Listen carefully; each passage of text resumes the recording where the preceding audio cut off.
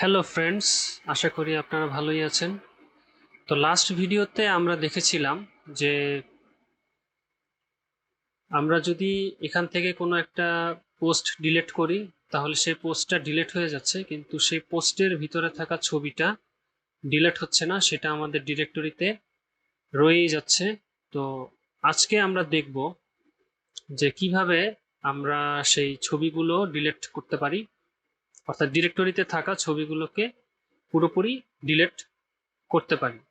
তো এইখানে একটা বিষয় বুঝতে হবে, সেটা হচ্ছে যে এইখানে আমাদের এই যে পিএইচপি ব্লকটা আছে, সেই পিএইচপি ব্লকের বাইরে এই পিএইচপি ব্লকে হচ্ছে এই ভেরিয়েবলগুলো ইনিশিয়েট করা। এই কারণে আমরা এইখানে যদি এই ইমেজ টু বি আপডেটেড এটাকে ব্যবহার করতে চাই, তাহলে আমরা হচ্ছে যে একটা এররের সম্মুখীন হব। তাই আমাদের যেটা করতে হবে, এই কোডগুলো কাট করে এনে আমাদেরকে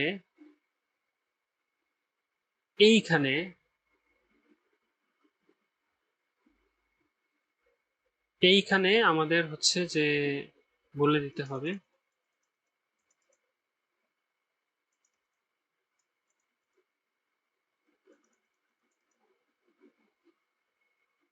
আচ্ছা। তো এখন আমরা যেটা করব সেটা হচ্ছে যে আমরা এখানে এই যে আপডেটেড যে লেখাগুলো আছে এগুলোকে হচ্ছে ডিলেটেড লেখায় আমরা পরিবর্তিত করে ফেলবো, অর্থাৎ রিপ্লেস করব। তো এর জন্য কন্ট্রোল এফ প্রেস করলে এখানে হচ্ছে ফাইন্ড এই ঘরটা চলে আসবে, বা আপনারা এখান থেকে ফাইন্ড এটা তুলে আনতে পারেন। তো এইখানে আমি যদি এই আপডেটেড লিখে এখানে এরকম ফাইন্ড অল এটাতে ক্লিক করি, এবং পরবর্তীতে এটা যদি রিপ্লেস করি এই ডিলেটেড শব্দটি দ্বারা এবং এখানে ক্লিক করি রিপ্লেস অল, তাহলে আমাদের সবগুলো আপডেটেড ডিলেটেড শব্দ দ্বারা প্রতিস্থাপিত হয়ে গেল।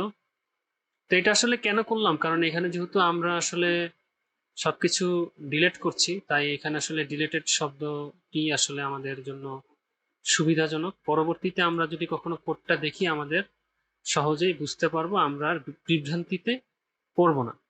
তো এখন আমরা যেটা করব সেটা হচ্ছে যে এইখানে হচ্ছে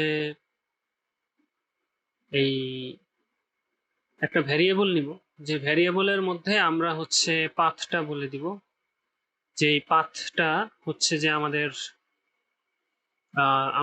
যেই পাথে হচ্ছে আমাদের ডিরেক্টরির ছবিটা স্টোর করা আছে।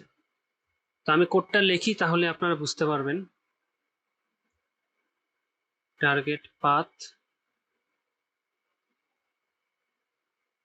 Two delete image. তো এইখানে আমাদের ডিরেক্টরিটা আমরা এখানে লিখে দিব, সেটা হচ্ছে আপলোডস, এবং সেটা কি, সেটা হচ্ছে পাথটা ভিতরে যেই নামের ছবিটা আছে সেই নামটা আছে কোথায়, সেটা নামটা আছে হচ্ছে যে এই ভেরিয়েবলটির মধ্যে। তো আমি এটা এখানে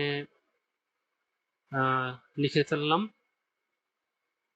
এরপরে যেটা করব সেটা হচ্ছে আমরা আনলিঙ্ক ফাংশনটি ব্যবহার করব, এবং এই আনলিঙ্কের ভিতরে এই ভেরিয়েবলটিকে এখন পাঠিয়ে দিব। তো চলুন দেখি আমাদের কোডটা রান করে কিনা। সুন্দর।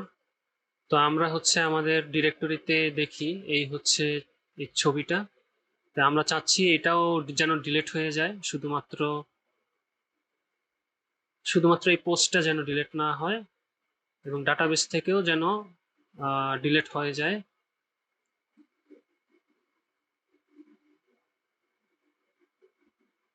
তো পোস্ট ডিলিট হলো,